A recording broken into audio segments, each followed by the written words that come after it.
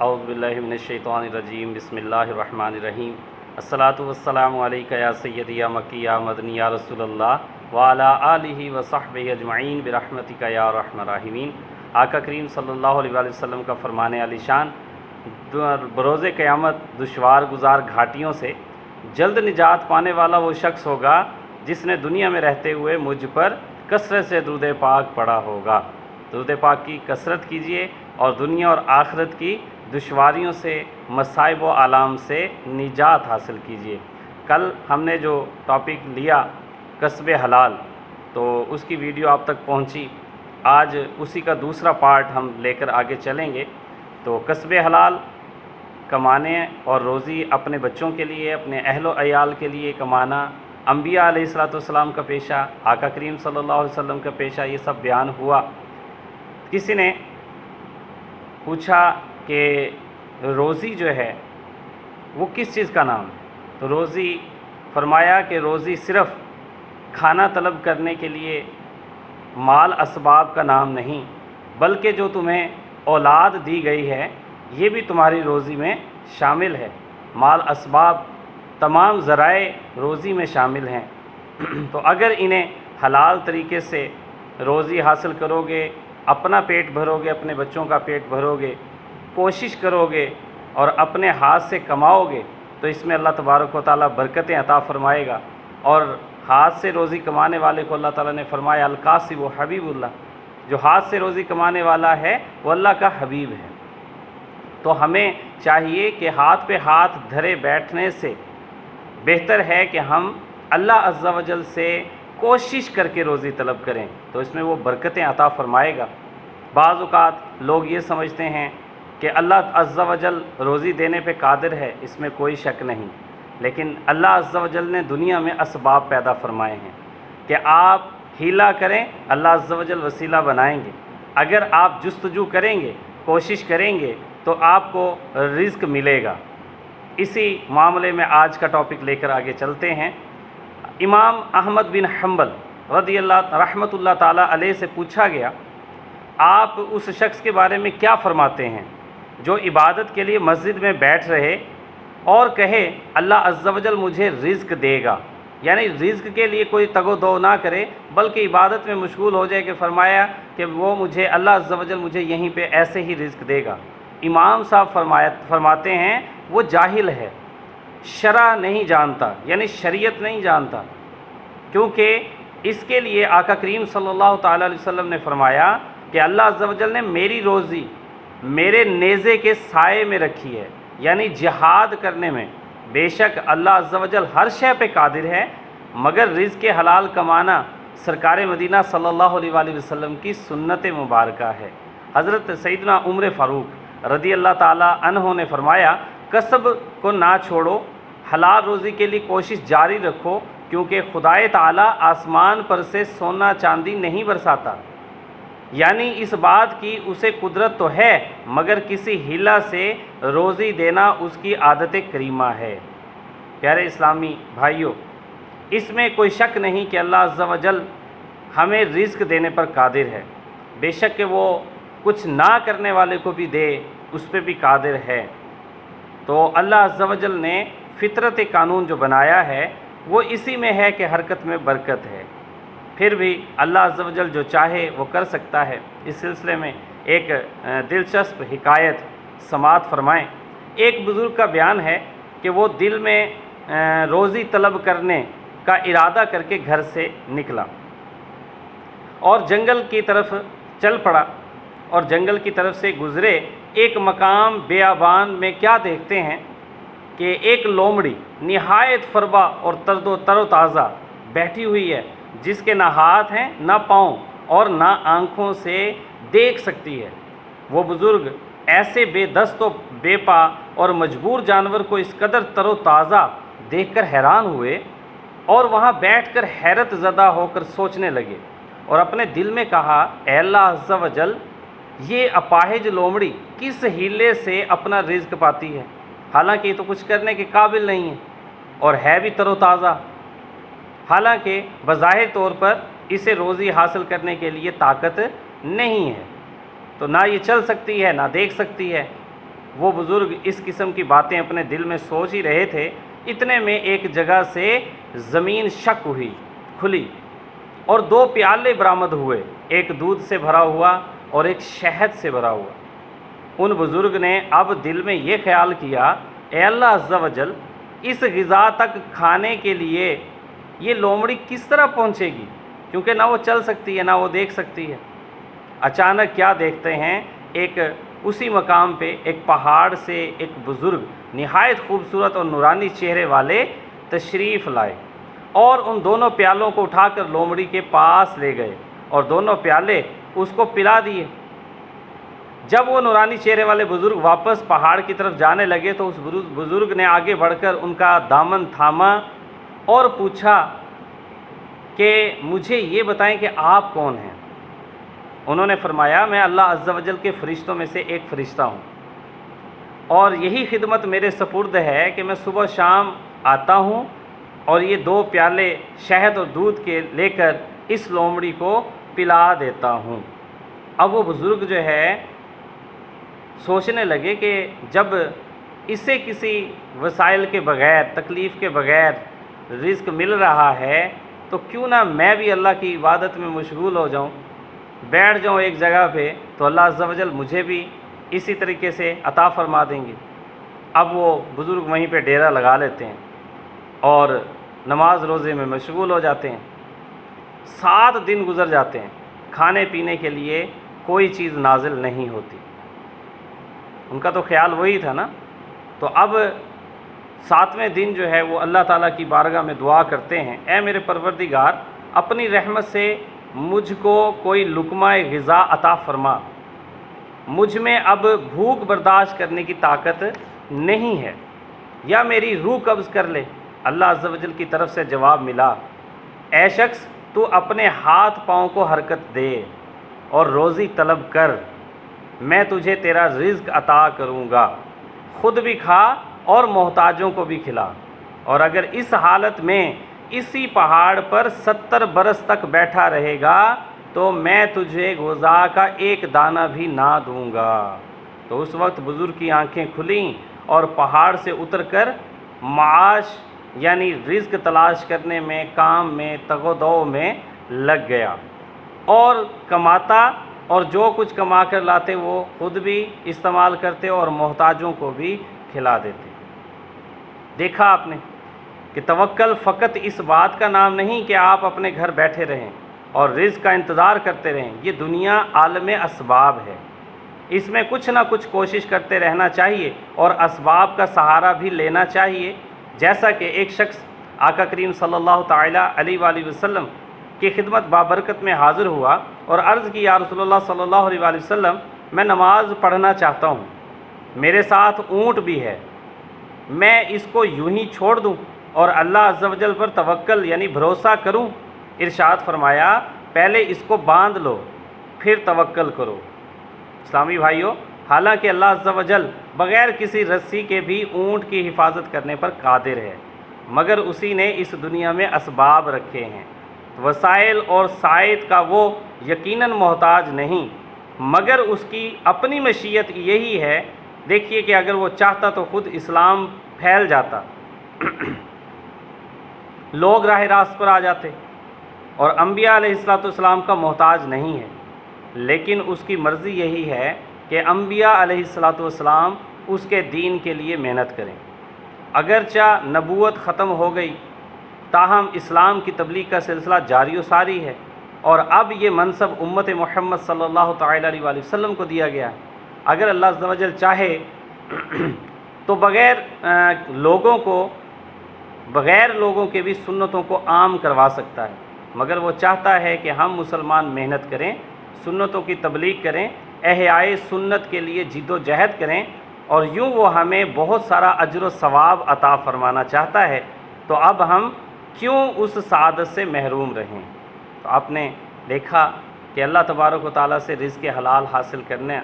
اللہ عز و جل نے دنیا میں اسباب عطا فرمائے ہیں، تو ہر شخص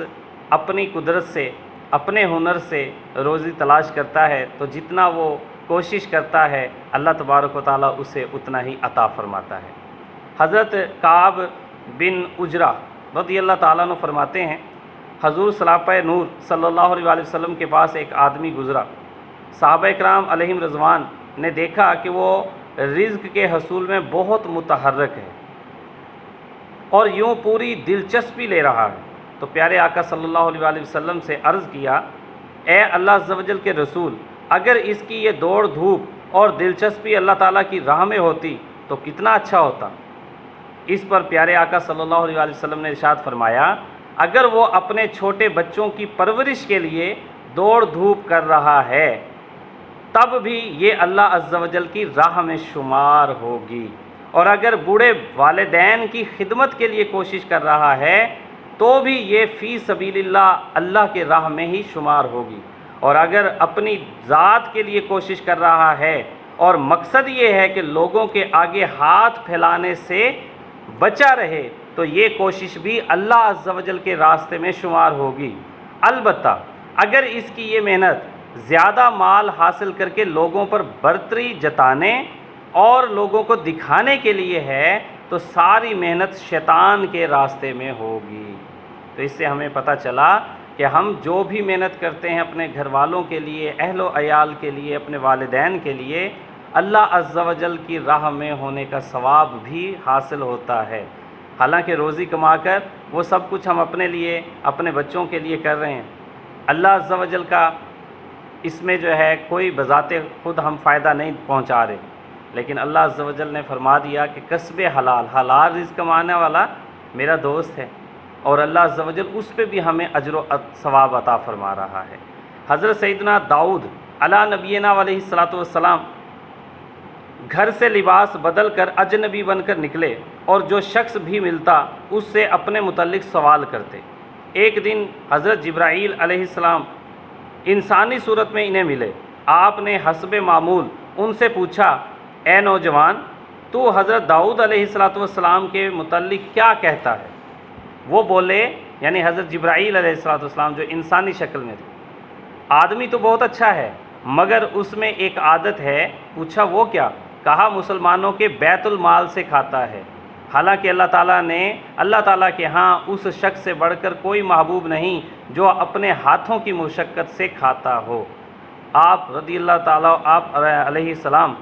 روتے ہوئے واپس آ گئے اور گڑ گڑا کر دعا مانگنے لگے، اے اللہ عز و جل مجھے کوئی کام سکھا دے کہ میں اپنے ہاتھ سے کام کیا کروں اور مسلمانوں کے بیت المال سے مستغنا یعنی بے پرواہ ہو جاؤں۔ تو اللہ عز و جل نے آپ علیہ السلام کو زرہ، لوہے کا لباس جو جنگ کے وقت پہنا جاتا ہے، بنانے کا ہنر سکھایا۔ تو لوہے کو آپ کے ہاتھ میں موم کر دیا جیسے گندا ہوا نرم آٹا، سبحان اللہ۔ اور آپ جب امور مملکت اور گھر کی ضروریات سے فارغ ہوتے تو زراہیں بنایا کرتے اور انہیں بیچ کر اپنی اور اپنے اہل و عیال کی گزر بسر کرتے۔ دیکھ لیجئے کہ اپنے انبیاء علیہ السلام کو بھی اللہ تبارک و تعالیٰ نے کس طریقے سے ان کی بھی تربیت فرمائی کہ وہ بھی اپنے ہاتھ سے کما کر، حالانکہ انبیاء علیہ السلام کا ہمارے سے بہت درجہ بلند ہے، اور اگر اللہ تعالیٰ اپنے پیاروں کے لیے چاہتا تو ہر چیز حاضر کر دیتا۔ بہت ساروں کے لیے اللہ تعالیٰ نے من و سلوہ بھی اتارا ہے، بہت ساری مثالیں پڑھی ہیں ہمارے سامنے۔ تو اب یہاں پہ ہم ایک بات یہی کہ ہم نے اپنے ہاتھ سے کمانا ہے، پھر اللہ کے اوپر توکل کرنا ہے، اللہ تبارک و تعالیٰ اس میں برکت عطا فرمائیں گے۔ کپڑے کی تجارت بہت ہی اچھی ہے کیونکہ کروڑوں مسلمانوں کے مقتدا و پیشوا حضرت امام اعظم ابو حنیفہ رحمۃ اللہ تعالیٰ علیہ کا بھی یہی پیشہ تھا، اور یہ سنت ابراہیمی بھی ہے۔ ہم پیچھے پہلے والی ویڈیو میں پڑھ چکے ہیں، سن چکے ہیں۔ اس ضمن میں آقا کریم صلی اللہ علیہ وسلم کا فرمان عالی شان ہے کہ کپڑے کا کاروبار اختیار کرو کہ تمہارے باپ سیدنا ابراہیم علیہ السلام کا یہ مشغلہ تھا۔ ہمارے آقا و مولا میٹھے مصطفیٰ صلی اللہ علیہ وآلہ وسلم گھر کے کام کاج اپنے دست مبارک سے بجا لاتے، بازار سے سودا سلف بھی لاتے، اپنے کپڑے خود دھو لیتے، نالین شریف گانٹ لیتے، جانوروں کو چارہ ڈال لیتے، دودھ دو لیتے۔ چنانچہ حضرت جعفر بن محمد رحمۃ اللہ تعالیٰ علیہ اپنے والد سے نقل کرتے ہیں، رسول اللہ صلی اللہ علیہ وسلم بنفس نفیس بازار میں تشریف لے جاتے اور اہل و عیال کے لیے ضروریات کی اشیاء خرید و فروخت کرتے، یعنی خریدتے۔ کسی نے کچھ عرض کیا تو حضور اکرم صلی اللہ علیہ وسلم نے ارشاد فرمایا، مجھے جبرائیل علیہ السلام نے بتایا ہے کہ جو شخص اپنے اہل و عیال کے لیے کام کاج کرتا ہے تاکہ وہ لوگوں کے محتاج نہ رہیں تو ایسا شخص مجاہد فی سبیل اللہ شمار ہوتا ہے۔ سبحان اللہ۔ روزی کمانا، ہاتھ سے کام کرنا، مشقت میں پڑنا، اپنے اہل و عیال کے لیے، اپنے والدین کے لیے کام کاج کرنا انبیاء کا بھی طریقہ کار ہے، ہمارے پیارے آقا صلی اللہ علیہ وآلہ وسلم کا طریقہ ہے۔ تو بس جب پتہ چل گیا کہ یہ ہمارے پیارے آقا کا طریقہ ہے تو ہماری تو جانیں بھی قربان۔ تو ہاتھ پہ ہاتھ رکھنے کی بجائے کام کاج کیجئے، اللہ سے اس میں برکت کی دعا کیجئے، وسیلہ دیجئے، انشاءاللہ عز و جل اللہ تبارک و تعالیٰ اپنے پیارے حبیب کے صدقے ہمارے اوپر راضی ہوں گے اور ہمیں انشاءاللہ تعالیٰ ہماری روزی میں برکتیں عطا فرمائیں گے، جس سے ہم اپنا بھی فائدہ لیں گے اور اپنے اہل و عیال اور بلکہ محتاجوں کی بھی خدمت کر سکیں گے۔ کیمیائے سعادت میں امام غزالی علیہ رحمۃ الوالی فرماتے ہیں کہ فقراء سے جب کچھ خریدو تو مہنگے داموں خریدو۔ فقراء یعنی جو غریب ہوں، تنگ دست ہوں اور وہ اپنی غربت کو دور کرنے کے لیے کوئی کام کاج کرنے بیٹھے ہوں تو فرمایا ان سے جب کوئی چیز خریدو تو مہنگے داموں خریدو تاکہ ان کی مدد بھی ہو جائے۔ لیکن ہم الٹ کرتے ہیں، ہم بڑے بڑے مال میں جاتے ہیں، شاپنگ مال میں جاتے ہیں، جو پرائس لکھی ہوئی ہے وہی پرائس دے کر چپ چاپ چیز خرید کے آ جاتے ہیں، چاہے 10 روپے والی چیز کے 100 روپے لگے ہوئے ہوں۔ لیکن جب ہم کسی غریب کے پاس ٹھہرتے ہیں، چیز بھی 10 روپے 20 25 30 50 روپے والی ہوتی ہے، لیکن ہم چاہتے ہیں کہ نہیں یہ 50 والی چیز کے ہم سے 40 روپے لے لیں۔ آپ فرماتے ہیں کہ ایسا نہ کریں، بلکہ ان سے مہنگے داموں خریدو، اس سے ان کا دل خوش ہوگا اور یہ صدقہ کرنے سے بھی زیادہ فضیلت رکھتا ہے۔ دل خوش کرنا ہے نا، بہت زبردست حکایت ہے اس کے بارے میں بھی۔ البتہ دولت مند آدمی سے زیادہ قیمت پر خریدنا باعث ثواب نہیں اور نہ ہی شکر میں داخل ہے، بلکہ دام ضائع کرنا ہے۔ ان سے تکرار کرو، اصرار کر کے سستا خریدنے کی کوشش کرو۔ عمرہ سے، دولت مند سے، ایسے مال میں جہاں آپ کو پتہ بھی ہے کہ اس کی دگنی قیمت لگی ہوئی ہوگی، ان سے اصرار کرو قیمت کم کروانے کا، تو مگر جھوٹ وغیرہ سے بچیے۔ جیسے ہم کہہ دیتے ہیں نا کہ ہم پیچھے تو یہ 20 روپے کی چیز مل رہی تھی، حالانکہ پتہ نہیں چل رہا ہوتا، لیکن تکا لگاتے ہیں، ایسے جھوٹ بولتے ہیں، اس سے بھی اجتناب کریں۔ تاجر اپنی شے کا بھاؤ زیادہ بتائے یہ جائز ہے، مگر جھوٹ نہ بولے کہ میرا اتنے کا پڑتا ہے اور اتنے کی خرید ہے۔ جیسا کہ آج کل ہم کرتے ہیں، دیکھتے ہیں کہ بازار اگر چلے جائیں تو وہ پہلے ہمیں کہتے ہیں نہیں جی اتنی تو ہماری خرید بھی نہیں ہے، یا اتنے میں تو ہمیں پڑتا ہے، اور پھر جب آپ جانے لگتے ہیں تو پھر پیچھے سے بلا لیتے ہیں کہ اچھا چلیں آپ اتنے دے دیں، پھر کم کر کے دے دیتے ہیں، تو اس کا مطلب ہے روزی تو آپ کے پاس آنی تھی لیکن اب آپ نے وہ حرام کر کے حاصل کی ہے۔ تو حلال طریقے سے کمائیں، سچ بول کر کمائیں۔ حضرات حسنین کریمین رضی اللہ تعالی عنہما کوشش کرتے کہ جو کچھ خریدتے سستا خریدتے اور اس میں تکرار و اصرار کرتے۔ لوگوں نے ان سے عرض کیا، آپ حضرات رضی اللہ تعالی عنہما روزانہ کئی ہزار درہم خیرات کر دیتے ہیں، مگر معمولی مقدار پر جو ہے آپ اصرار کرتے ہیں، تو اس پہ اس قدر تکرار اور اصرار کا نقطہ کیا ہے؟ فرمایا ہم لوگ جو کچھ دیتے ہیں، آئے ہے سننے والی بات ہے، ہم جو کچھ دیتے ہیں راہ خدا میں دیتے ہیں، اور خرید و فروخت میں دھوکہ کھانا عقل و مال کے نقصان کا باعث ہے۔ خرید و فروخت کرتے ہیں اپنی ضروریات کے لیے، اور جب اللہ کے راستے میں دیتے ہیں تو پھر اس میں اصرار یا اس میں تنگی نہیں ہونی چاہیے۔ ہمارے لیے بڑے مدنی پھول ہیں۔ اللہ تبارک و تعالی ہم سب کو عمل کرنے کی سعادت عطا فرمائے۔ اور اعلیٰ حضرت مولانا شاہ احمد رضا خان بریلوی رزق کی تقسیم کے بارے میں ایک ایمان افروز واقعہ نقل کرتے ہیں۔ فرماتے ہیں کہ ہر دانے پر قلم قدرت سے یہ عبارت لکھی ہوئی ہوتی ہے، بسم اللہ الرحمن الرحیم ھذا رزق فلان بن الفلان، یعنی بسم اللہ الرحمن الرحیم یہ دانہ فلاں بن فلاں کا ہے اور وہ دانہ اس کے سوا کسی اور کے پیٹ میں نہیں جاتا۔ اللہ تعالی ہم سب کا حامی و ناصر ہو،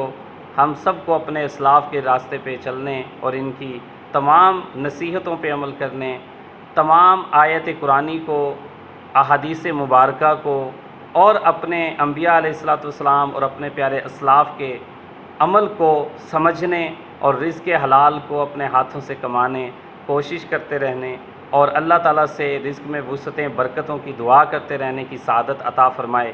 کسی دوسرے کی طرف نظر نہ جائے، کسی دوسرے کا پیسہ ہڑپ کرنے کی طرف نظر نہ جائے، اور بیٹھ رہ کر صرف خالی توکل کر کے بیٹھے رہنا، ایسے سے بچنا چاہیے کہ انشاءاللہ تعالی ہمیں اس ویڈیو سے بہت کچھ حاصل ہوا ہوگا۔